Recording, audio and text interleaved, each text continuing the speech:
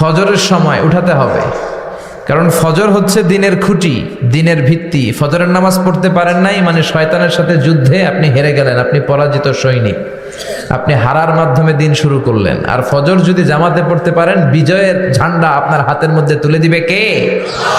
অনেকে বলে হুজুর আদরের ছেলে তো ফজরের সময় ঘুমায়, হুজুর ঘুমায়, 9টার দিকে উঠে 10টার দিকে উঠে, এরকম আছে না নাই? তো ফজরের সময় যদি ভূমিকম্প হয় তখন কি করবেন? ফজরের সময় যদি ঘরে আগুন লাগে, হুজুর আদরের ছেলে তো আগুন লাগছে, কি হয়েছে, একটু ঘুমাক, এরকম বলবেন? ডাকতে হবে, নামাজের আদেশ দিতে হবে। আগে নামাজ, পরে অন্য কাজ। এজন্য আমরা বলি teach your children the Holi Quran, the Holi Quran will teach your children everything. পাগল পড়া হয়ে আছে এই পৃথিবীর জন্য, মরতে যে হবে এটা ভাববার সময়টুকু আমাদের নেই। আমরা ব্যস্ত আমাদের ক্যারিয়ার নিয়ে, আমাদের লাইফ নিয়ে, আমাদের সমাজ নিয়ে, আমাদের ফ্যামিলি নিয়ে, আমাদের সন্তান আর সম্পদ নিয়ে আমরা super busy. We are leading a very super busy life. We don't have even a single time to think about death. মৃত্যু নিয়ে ভাবার একটা মুহূর্ত আমাদের নাই। কিন্তু পৃথিবীর সবচেয়ে সুনিশ্চিত বিষয় হচ্ছে মৃত্যু, ঠিক কিনা? The most certain thing in our life is death. আমাদের জীবনের সবচেয়ে সুনিশ্চিত বিষয় হচ্ছে মরণ। মরবই আমরা। চোখের পানি ছেড়ে হাত দুইটা তুলে আল্লাহরে বলেন, আল্লাহ আমি ছাড়া এই দুনিয়ায় তোমার বান্দার অভাব নাই। আল্লাহ আমি ছাড়া এই দুনিয়াতে তোমার গোলামের অভাব নাই, কিন্তু তুমি ছাড়া আমার আর কোনো রব না। তুমি ছাড়া আমার কথা শোনার, আমার ডাকে সাড়া দেওয়ার দ্বিতীয় আমার কেউ না। তুমিই মাফ করতে পারো, তুমিই ক্ষমা করতে পারো। সব গুনাহ আজকে স্বীকার গেলাম, আমি সবচেয়ে বড় গুনাহগার, এমন কোনো গুনাহ নাই আমি করি নাই। স্বীকার যান, অনুতপ্ত হন, চোখের পানি ছাড়েন। চোখের পানি ছাড়লে গুনাহ মাফ করে দেয় কে? এই ইস্তেগফারটা কেউ যদি রাতে পড়ে, ওই রাতে মৃত্যু হলে সে জান্নাতি। এই ইস্তেগফারটা যদি কেউ দিনে পড়ে, ওই দিনে মৃত্যু হলে সে জান্নাতি। এটার নাম সাইয়্যিদুল ইস্তেগফার। আল্লাহুম্মা আনতা রাব্বি লা ইলাহা ইল্লা আনতা খালাকতানি ওয়া আনা আবদুক ওয়া আনা আলা আহদিকা ওয়া ওয়া'দিকা মাসতাতা'তু আউযু বিকা মিন শাররি মা সানা'তু আবুউ লাকা বিনি'মাতিকা আলাইয়া ওয়া আবুউ বিযামবি ফাগফিরলি ফাইন্নাহু লা ইয়াগফিরুয যুনুবা ইল্লা আনতা। জুমার দিনে এমন একটা মুহূর্ত বা ক্ষণ আছে, ওই মুহূর্তে যে যাই চাবে আল্লাহ তাই দিয়ে দিবে। কিন্তু এই সময়টা কখন?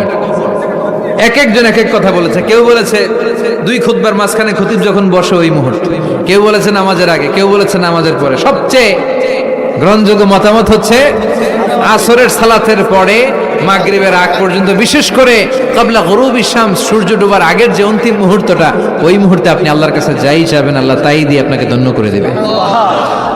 মেহমান আপনার রিজিকে ভাগ বসাতে আসে না, সে তো তার রিজিক নিয়ে আসে, সে আরো এসে আপনার রিজিকে বরকত ঢুকিয়ে দিয়ে যায়। চিল্লা এখন ঠিক কিনা? কারণ আমরা বরকতে বিশ্বাসী। বরকত বিশ্বাস করেন? 5 লাখ টাকা মাসে কামায়, ডাইন হাতে বা হাতে, আছে না নাই? হালাল হারাম ইচ্ছা মতো কামায়, মাস শেষে কিচ্ছু থাকে না, এরকম ডাকাইত আছে না নাই? হসপিটালের একটা বিল পরিশোধ করতে 3 লাখ চলে যায়, ঋণের বোঝায় জর্জরিত, রাতে ঘুম নাই, তার মানে বরকত নাই। আরেকজনের বেতন 20,000, কয় হাজার? বাড়ি ভাড়া 6,000, বাজার খরচ 6,000, ছেলে মেয়ের স্কুলের বেতন 6,000, বেড়ায় দান করে আরো 1,000, আরো থাকে। সুবহানাল্লাহ পড়েন। 20,000-এর বেতনের ভেতরে বারাকা ছিল। 5 লক্ষ ইনকাম, 1 টাকাও নাই, ঠিক কিনা? নিজে যাকে বড় বলে বড় সে, লোকে যাকে বড় বলে বড় সে হয়। আমার প্রিয় পেরাঙ্গের ভাইয়েরা, নিজেকে বড় মনে করা এটা শয়তানের স্বভাব। কার স্বভাব? বিনয়ী হওয়া এটা নবীদের স্বভাব। আল্লাহর হাবিব সাল্লাল্লাহু আলাইহি ওয়াসাল্লাম বলেছেন, যে ব্যক্তি নিজের পকেটের টাকা খরচ করে দুনিয়াতে মসজিদ বানায়, আল্লাহ তাআলা তার জন্য জান্নাতে ঘর বানায়। মান বানা মসজিদান মিন মালিহি ফিদ দুনিয়া বানাল্লাহু লাহু বাইতান ফিল জান্নাহ। এতগুলো দিন থাকতে জুমার দিনের এত ফজিলত কেন? কারণ এই দিনে আল্লাহ তাআলা আদম আলাইহিস সালামকে তৈরি করেছেন। এই দিনে আল্লাহ তাআলা সাইয়েদনা আদমকে জান্নাত থেকে দুনিয়ায় পাঠিয়েছেন। জুমার দিনে আল্লাহ সাইয়েদনা আদম আলাইহিস সালামের তওবা কবুল করেছেন।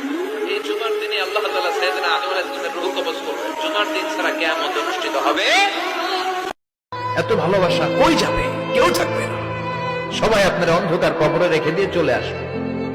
উপরে বাঁশের কঞ্চি, তার উপরে মাটির চাপা, অন্ধকার আর অন্ধকার। এই অন্ধকার যেন শেষ হতে চায় না, শুধুই অন্ধকার, ঠিক কিনা? কাবা ঘরের 4টা কর্নার আছে। একটা কর্নারের নাম হচ্ছে রুকনুল হাজারিল আসওয়াদ, এটার নাম হচ্ছে ব্ল্যাক স্টোন কর্নার, যেখানে হাজরা আসওয়াদের পাথর আছে। এই পাথরটাতে চুমু দিলে জীবনের গুনাহ সব মাফ করে দেয় কে? এটা জান্নাতি পাথর।